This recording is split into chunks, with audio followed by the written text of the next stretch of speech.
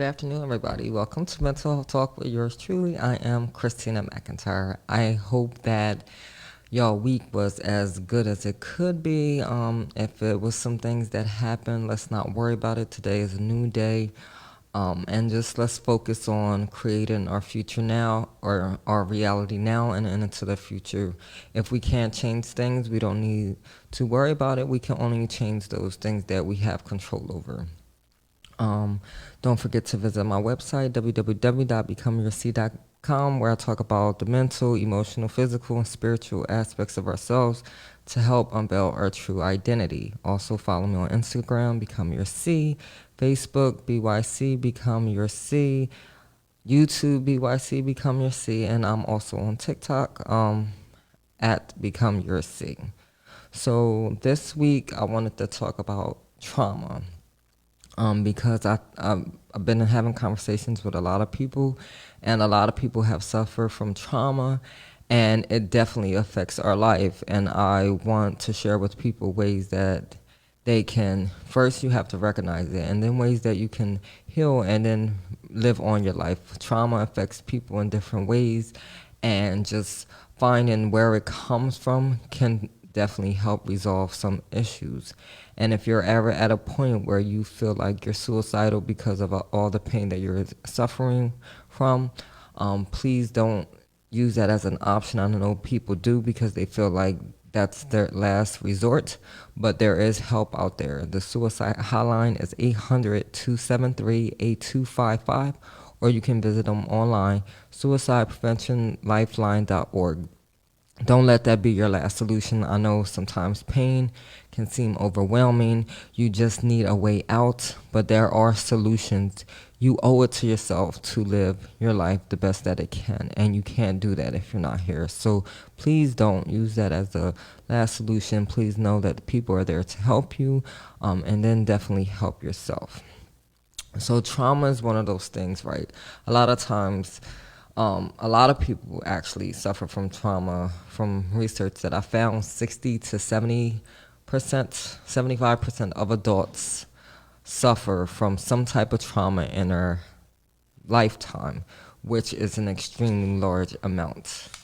I'm going to give a brief definition of what trauma is. Trauma is a deeply distressing or disturbing experience, emotional shocks from following a stressful event or a physical injury, which may be associated with physical shock and sometimes lead to long-term neurosis. And neurosis is a mild mental illness that is not caused by organic disease, involving symptoms of stress, depression, anxiety, obsessive behavior, hyperchronia, irrational anxiety, or obsession. So there are different types of trauma, and yes, some trauma can stem from having a physical illness. So definitely pay attention to your body. You know who you are. If you're suffering from an illness and you don't feel the same after, let's say you have surgery or something like that, definitely talk to your doctor so that you can get yourself back on track. There are 4 different types of trauma, and then there is also a subcategory of trauma. So the first is acute. So acute trauma is a result from a single stressful or dangerous event. So it's something that happened one time, but it has caused you pain. Chronic chronic trauma is from repeated and prolonged exposure to highly stressful events like bullying, abuse, domestic violence. Some types of addiction can cause chronic trauma. Complex trauma is results from exposure to multiple traumatic events. So someone that maybe has been abused, but also was bullied, or they were isolated from, and stuff like that. So pay attention to those. And then they have something called vicarious trauma, which is secondary. Um, it's when a person develops trauma symptoms from someone that is close to them. So if you know someone that has suffered from trauma, you yourself also can suffer too, just by being in their presence, right? I believe in transfer of energy. So if someone is in pain and suffering, if you're that type of person that feeds off of energy, you can also experience those same symptoms as well. That's why it's important to find root cause of our trauma. That way we can deal with it. That way we're not transferring the negative energy. I know that it's tough. A lot of people do not want to talk about trauma because it can be painful depending on what type of trauma it is. You don't want people to know certain things happen to you, but sharing your story is also what brings you strength, right? Letting it out also starts the healing process. So, in order for you to heal, you have to share your story, speak it. I found that sharing your story also can touch a lot of people. People may be in the same situation as you, and by you sharing your story, you can actually help save someone. And so, by doing that, you also save yourself. And there are symptoms of people that have trauma. There are emotional and physical responses that people that have dealt with trauma go through. So denial is one of those first things.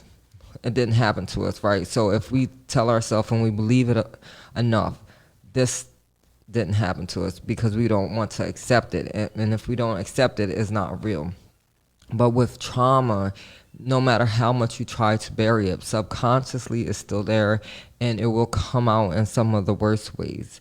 Anger, fear, sadness, shame, confusion, anxiety, depression, guilt, hopelessness, irritability, difficult concentrating. That is an emotional response. The physicals are the headaches, digestive system, fatigue, racing heart, sweating, and feeling jumpy. So if any of this connects with you, definitely sit back and figure. I'm not saying force trauma on you. No one wants to force trauma, but if you have dealt with some things, and a lot of us carry trauma from childhood, right? Undealt with pain from childhood, and it could be like what we think as minor, right? It could be substantial to that person. So everybody's trauma is unique to them, and so we can't tell someone to just get over. We can't tell someone that their situation is not as bad as someone else's. Their pain is real to them, and so it's important that we understand that and not judge them based on those things that we go through. And a lot of time people hide trauma because of, let's say, a family situation. A lot of people have been physically abused by those people that's supposed to love them. And so what a lot of families do is push it under the rug, right? You hear about churches that abuse children. They just push it under the rug. They don't speak about it. They act like it doesn't exist. And so a lot of times what happens, the person that has been abused, and some people have been abused for multiple years, it just stays with them. And after a time, they feel like that they deserve that. And so they react. A lot of people turn to drugs and alcohol, sex, gambling. They find anything to ease the pain. But what happens is when you push something down further enough, what happens? It explodes, right? And so these people can't have normal lives because of the pain that they've been carrying since childhood. And so we have to begin to heal. And then if we have children, pay attention to our children and recognize if there is something going on. Children can't express to us things that are going on because they don't have the vocabulary to do that yet. So talk with your children. Also protect them. Sometimes we let children go to a lot of different places, and it's not that we're overprotecting them. We're trying to prevent things from happening because these things do happen, especially with sexual abuse. Sexual abuse happens in churches and programs, at family members' house, and it's okay that your child may be mad at you because they can't go over so-and-so's house. You have to explain to them things that can happen. And on their level, like they won't understand it on our level, but there's a way to talk to your children so that they will understand a little bit better. Also, those children that are adults now that didn't have someone to turn to, I feel for them because that means that they had to suffer in silence all those years. And people do commit suicide from all this trauma, right? Trauma is not just sexual abuse either. Trauma could be physical abuse. A lot of children have been abused by their parents. Now, I do believe in discipline, but some parents use it in excess, right? They physically abuse their children to the point where they have bruises or black eyes. They throw things at them, and then they have to lie to their teacher about what's really going on. And some stuff gets swept under the rug. It's a lot of cases that you hear about children getting abused in their home. The one little boy that was kept in the cabinet for years and stuff, and then finally he wind up passing away from the abuse that he was getting from the mom's boyfriend. So a lot of things like this. So if you see something, please report it. We know the difference between a child that is being like disciplined or then abused. If you see bruises on a child, that should not happen. Even as an adult, if you see an adult getting abused, I know it's different laws with adults, especially if you're in a relationship and you're physically getting abused. If you don't report it, there's nothing that, someone else can do because you're an adult now, and so it gets kind of tricky with that. But definitely pay attention to your surroundings, pay attention to things that happen. PTSD is one category that trauma is. PTSD is post-traumatic stress syndrome. So it comes from a lot of different things: undealt with trauma, things that could happen, people that have been raped, people that come back from war or in the military, people that let's say they've been abandoned. There are some stories about children that have been left and they had to fend for themselves, so they turned to the streets, and they started, let's say, selling drugs, or they started doing burglary just to survive. So there are a lot of things that can contribute to PTSD. 6.8% of people that have dealt with trauma develop PTSD. Childhood trauma, again, I talked about it briefly. Childhood trauma can affect us as an adult if it's not dealt with. And it's harder to deal with it as an adult because now you have to talk about those things that you kept buried, and that can be painful. Some things you don't never want to talk about again, but I believe that the more you speak about your pain, the less hurt that it hurts you, the less trauma will still be there, and then you'll be able to let it go eventually. But this definitely takes time, especially if it was years of trauma that you had to deal with. It's not going to be an overnight thing. A lot of times people have to go get help, and it's okay to go get help for those things that you're suffering from. No one is here to judge you. You might have to find a different way of healing, right? We turn to drugs and alcohol, sex, gambling, even food as a way to cope with our stress.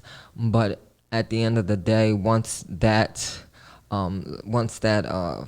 fixation is dealt with, right, we're going to need another one. And so if we don't deal with the root cause, there never will be a resolution. So we're trying to find a way to get and alleviate some of this pain, because it's going to take time, especially if you have been suffering for a while. There is a couple of ways to deal with it, right? Treatment can look different for everyone. Everyone decides how they're going to get treatment. Some people do go to therapy, and I urge you to speak with your doctor or whoever is your healthcare provider, whatever insurance you have, and try to get the best therapy out there. Again, you may have to go around and find a couple of different people before you find one that connects with you. But definitely, you don't have to keep carrying around this pain. The longer you carry it, the more that you suffer. They have cognitive behavior therapy, which is changing your thought process, right? Like I have a thing that I share with people. Just because the pain happened, it doesn't mean that it has to continue to happen to you. And I think that's how therapy works. They try to channel your thought process, give you a new way of thinking. That way, when stuff happens, it doesn't trigger you anymore.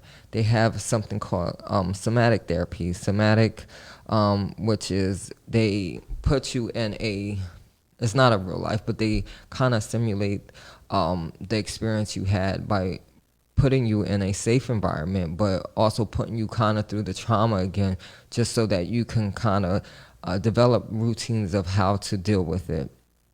also touch therapy, which is kind of a form of what I do with my chakras, is Reiki healing touch, therapeutic touch therapy. Those ways of dealing with the pain internally. There are a lot of different ways that you can. Medication is also a way. If you feel like the pain is so severe that you're having trouble sleeping, trouble concentrating, just getting up every day, trying to navigate through life. If you're experiencing that, medication may be an option for you. Trauma, also self-care, right? So we have to kind of take control over it. A lot of things happen. I don't know what people have gone through, but one thing we have to do is we have to take back control over our life. The longer that we sit with undealt with trauma, the longer that it is going to take to heal. So once we take back control, once we recognize that that was trauma, then we can begin the healing process, and then you could get to live the life that you want. But we also have to recognize that it happened to us, and we don't have to continue to let this pain hurt us anymore. And by doing that is then recognizing it and then creating a plan to begin the healing process. And whatever that plan is for you, if it's therapy, if it's medication, if it's the holistic form of healing, whatever you have to do to heal, pick something and begin it. The longer that you wait, the more that you have to suffer, and you don't want to suffer any more than you have to. Life is hard in general, just dealing with every day-to-day task. Don't allow your past to continue to affect your present and your future. Trauma can also cause anxiety disorders. So anxiety disorders, 27.8 million people suffer from anxiety each year. Eating disorders, 30 million suffer from eating disorders each year. Depression, 19.4 million people suffer from depression each year. PTSD, 7.7 million people suffer. Alcohol and drug abuse, 23.5 million each year. Borderline personality disorder, 3 million people. So as you can see, undealt with trauma lead to mental health disorders. And so we want to create a place where we can live life as normal as possible, or as normal as it is to us as possible. And you can't do that if you don't deal with the trauma that you've been through. And I know that it's tough. You don't want to bring up things that happened in the past. A lot of times everybody talks about it's in the past, it doesn't deal with it, but you don't recognize stuff as a trigger until you're placed in a position. Like I know for me, I was in an abusive relationship for almost 5 years. And at the beginning, I did not want anyone to be around me, right? If anyone got too close to me or touched me, I would like kind of pull back and jump back. And I had to recognize that that was a problem. And so I had to begin dealing with things myself and asking myself, why am I doing that? And it was fear that someone else was going to hurt me, fear that I wasn't in a safe place. And so I had to begin it. And it's not easy. I had to, one, forgive myself for allowing myself to be in a situation. And then I had to forgive the other person for doing that to me. And it sounds like a crazy idea. Like, why am I forgiving someone that did this to me? Because maybe they weren't in the right state of mind. I believe that forgiveness helps the person that wants to move forward. And then after all of that, all of forgiving, I had to recognize my part that I played in it. And I stayed longer than I was supposed to. But, when you're in a relationship, you fall in love, you try to justify people's actions. And so that's what I did. I stayed longer than I was supposed to, so I suffered more than I had to. But I also learned a lesson out of all of that. It was through that relationship that I learned how to love on myself. And so every experience, it does seem detrimental. It does seem that it's overwhelming, but you have to kind of find the good out of anything, right? We're still here. We're not victims anymore. And that's one thing that I want to tell people. Like, when you take yourself out of victim mode and put yourself in the survivor mode, you gain strength. You gain strength by telling your story. For a long time, I didn't let anyone know. No one knew what type of situation I was in. It wasn't until I think last year that started telling my family about how bad the abuse was. My courage came from um, leaving, right? And my strength, me not wanting to put my son in a situation where he had to watch his mom getting abused. And so I found a way out, and luckily I was one of those women that did walk away, because a lot of times we stay in abusive situations and people don't get a chance to walk away. And so through that whole process, I learned a lot about, people and myself. And it did discourage me from trusting people for a little bit. But then it's not fair to carry my past with me. It's not fair to put that on someone else either. And it definitely is still a process. I am so much better off now than I was. And there's still some work to do. I still have work to do, but it takes consistency in order to heal totally from that. And it's up to you to decide when you want to begin the healing process, and how long you want to remain hurt. And I'm not forcing anyone or telling anyone like to just get over it, because you don't just get over pain. But if you want to live a better life, if you want a life without the hurt and the trauma and the disappointment, you have to start somewhere. It has to be some point where you have to let it go. And I know you held on for it for so long, it became a comfort, right? It became your what is it? I can't find the word, but became what you were used to. And so your pain became your life. And so having life without it just doesn't seem real. But you have to kind of change your thought pattern. Sometimes you have to leave the environment that you place yourself in. And I know sometimes we can't do it, but you have to make a plan of what can make you better. What the decisions that you make have to put you in a position where you are healing. And if you're in a negative environment, sometimes you might have to leave everything and go somewhere so that you can become who you need to be for yourself. And it's definitely a scary thing, right? To start over, to begin fresh, to become who you meant to be. And through the changes, it does seem like it's not you anymore. These thought processes and but you were so used to doing one way for so long. It's going to take time to get used to it, but I definitely urge you to go get help. Don't sit there and suffer longer than you have to. Therapy does wonders for people. Medication does wonders for some people, and then holistic healing does wonders for some people. It definitely helped me see a new way of thinking and processing information. I know I tend to overreact. I tend to overthink. And so by learning myself, learning my triggers, learning what was and it's not now, put me in a better place in my life so that I can create the life I want. And that's what I want for anyone that is suffering through trauma, is that you can create the life that you want and you need, but you have to know that you're worthy and you deserve that, and you do deserve that.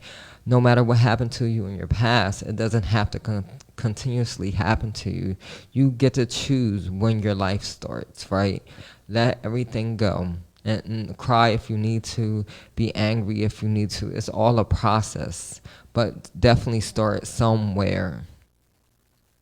So lifestyle can also make your trauma worse. And so look at what you're doing to yourself, right? We turn to, again, drugs and alcohol, sex, gambling, food as a way to cope. And you have to pay attention to what it's doing to you. Alcohol over time can abuse your body, so can drugs, so can food, so can gambling, so can sex. All of these can become an addiction. An addiction is something that you feel like you need to survive. And if you need it to survive, without it, you feel like there is no life. And so if you suffer from an addiction because of your trauma, you definitely need help if you want some normalcy. And you have to begin the process. I know trauma can be painful. I dealt with a lot of trauma since I was young. I lost a father. He actually got murdered when I was 10, and I have siblings as well. And so dealing with that and dealing with death after death. And then when I was 21, my aunt that raised me passed away from a heart attack. And so I had to deal with a lot of stuff, and I didn't deal with it, right? I just carried it on my shoulders because what we have to do is we have to function through life, right? We have to work. We got to take care of our kids in our household. We never give our time enough. We never give ourselves enough time to heal. And we all have to heal. We have to go through the grieving process. We have to sit in it for a while. And we don't have time. And this is what I don't like about the reality that we live in. Everything is so pressed on time. We have to be at work at a certain time. We have to do these things at a certain time. And that creates anxiety.